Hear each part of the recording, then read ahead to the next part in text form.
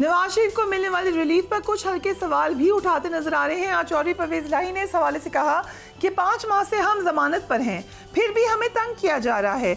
इंसाफ तो वो है जिसको आवाम तस्लीम करे और इंसाफ होता नजर भी आए। हमने हमेशा इदारों और अदालतों का एहतराम किया। शरीफों ने हमेशा जजेस के खिलाफ सख्त बातें की। ये कहाँ का इंसाफ है? नवाज शरीफ लाडले के लिए सारा रिलीफ और बाकियों के लिए सख्ती है। नवाज शरीफ जजेस के खिलाफ बोलते हैं, क्या जज वो बातें भूल गए? Very warm welcome to all my guests. I'll start with you, Rokri साहब. Are you surprised or was it expected? इस पे आजकल के फैसलों के ऊपर नॉट एट ऑल। पाकिस्तान में कौन सा सरप्राइज? एंड इंसाफ के मुताबिक हो रहे हैं, इंसाफ के तकाजे पूरे हो रहे हैं। मेरी बात सुने, इंसाफ के तकाजे पूरे करना अदलिया का काम है। नहीं करेंगे लोगों का क्वेश्चन उठेगा। सेटिस्फाइड करना अपने हुक्म के साथ, अपने अमल के साथ उनका काम है।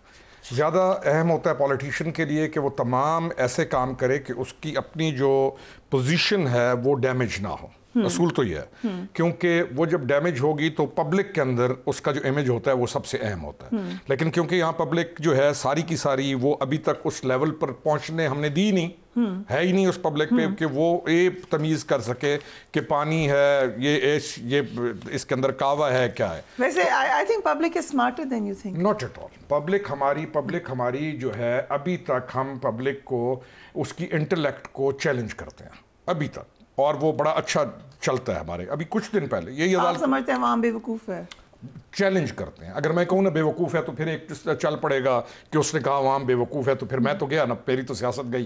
तो मैं वो नहीं, मैं ये कहूँगा कि हमारी पब्लिक के इंटेलेक्ट को चैलेंज किया जाता है। ठीक, हमारा सिस्टम अभी तक ऐसा है कि हमने अपने मुल्क को अपग्रेड नहीं किया। जब अपग्रेड नहीं होता, ये तो चीज़ आ गई, अब कनेक्टिविटी बढ़ चुकी है, लेकिन पब्लिक की जो अवेयरनेस है वो डैमेज्ड है।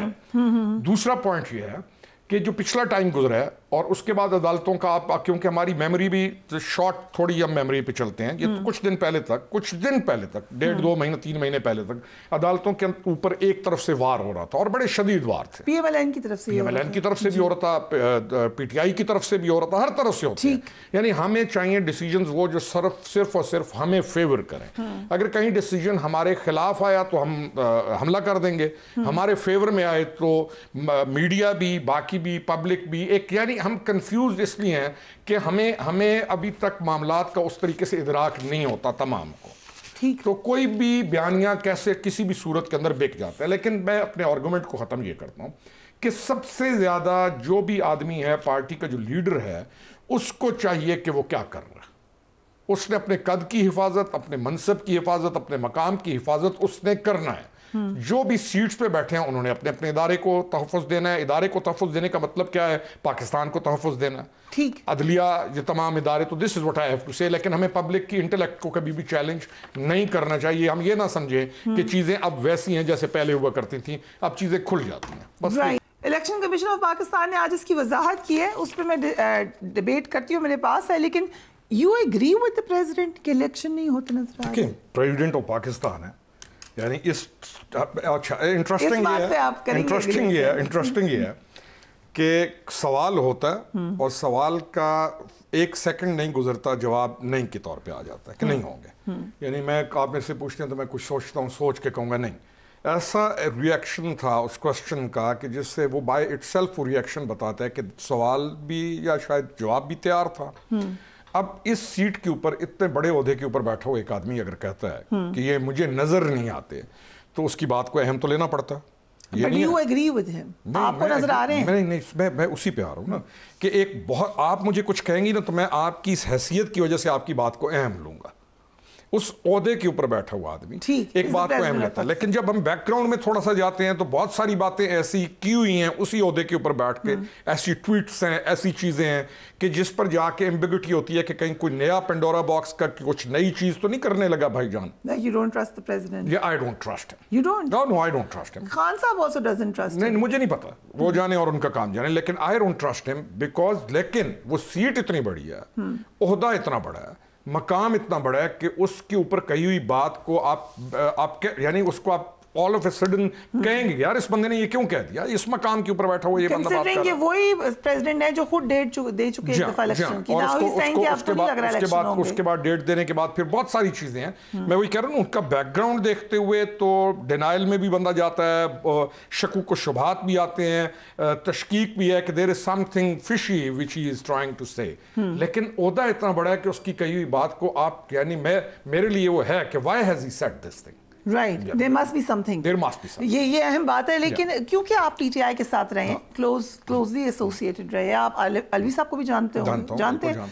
इस वक्त जो अलवी साहब का और खान साहब का आपस का यू कैन से एक चपकलिश है, स्पैट है, क्यों, आपको क्या समझ आई है खान साहब की पर्सनैलिटी समझते हुए और अलवी साहब की, कौन सही लग रहा है कौन गलत लग रहा है? उस पे अलवी साहब का कसूर कम होगा बगैर मैं फिर आपने मुझसे पूछा कि चीजों को जानते मेरे उस पे कसूर कम क्यों होगा, क्योंकि अलवी साहब by end of the day president of Pakistan है, जहां पे आपने जाकर कुछ चीजें ऐसी करनी है जो कि पाकिस्तान के लिए आप मुझे भी रियलाइज कराएंगी कि मत करो ये इतना बायस्ड मत हो, जिस सीट के ऊपर बैठ के आपने पाकिस्तान का सोचना है। तो पार्टी की डिमांड ये होती है, ये चलता जो रहा ट्रेंड उनके अंदर, या तो पहले दिन से एक आदमी कहे कि मैंने सीट को बिल्कुल ऑनेस्टी के साथ चलना है, मेरे लिए तमाम पार्टीज बराबर हैं और मैं थोड़ा बहुत फर्क तो डालूंगा लेकिन ये नहीं होगा कि बिल्कुल एक तरफ झुक जाऊंगा। ट्रेंड ये था कि हर ऑर्डर को जब तस्लीम किया जा रहा और किसी जगह के ऊपर आके आप पाकिस्तान का अगर सोचने लग गए, अगर पाकिस्तान का सोचने लग गए तो वो जिसको होता है, यानी 2-3 स्टेटमेंट्स ऐसी आई थी कि क्यों नहीं प्रेसिडेंट से हम नाराज हैं, प्रेसिडेंट ने ऐसा क्यों नहीं किया, वो आदि जब हो जाएं तो फिर तो नाराजगी होगी। लेकिन अगर मनसब का ख्याल रखते हुए हर आदमी अपने मनसब को और पाकिस्तान को प्रायोरिटी देते हुए अपनी सेल्फ इमेज साइकोलॉजी के तहत अपने आप को मुअज़्ज़ज़ रखे तो फिर नाराजगियां भी कम होंगी। ठीक, तो ये मेरा ख्याल है कि इस चैप्टर के ऊपर तासुर कुछ लोगों ने ये दिया कि जो जिस हद तक खान साहब चाहे थे कि प्रेसिडेंट जाएं, it was not possible. Why should he? How can he? Right. ठीक। कल हमारे साथ डोगर साहब मौजूद थे प्रोग्राम में। Let's watch what he said. आपकी जमात एक्चुअली काफी हद तक बातचीत में भी है, सपोर्ट भी कर रही है नवाज शरीफ साहब को। कि हम तो ये समझते हैं हम सारे पाकिस्तान के इस हद तक तो नहीं है ना एनमिटी कि हम एक दूसरे की शक्लें भी देखना ना पसंद करें, मगर एक सियासी कन्वेंशन में जाना डेफिनेटली फिर उसकी जो है वो डायमेंशन चेंज हो जाती है। तो मैं तो उन लोगों में से हूँ कम अज कम कि अगर कल को कोई ऐसी सतह पे प्लान हुआ कि हमारी जमात नून लीग के साथ कोई बाज़ाब्ता इस में चले गए तो फिर आप देखेंगे मैं तो फिर इस जमात का हिस्सा नहीं रह जाऊँ।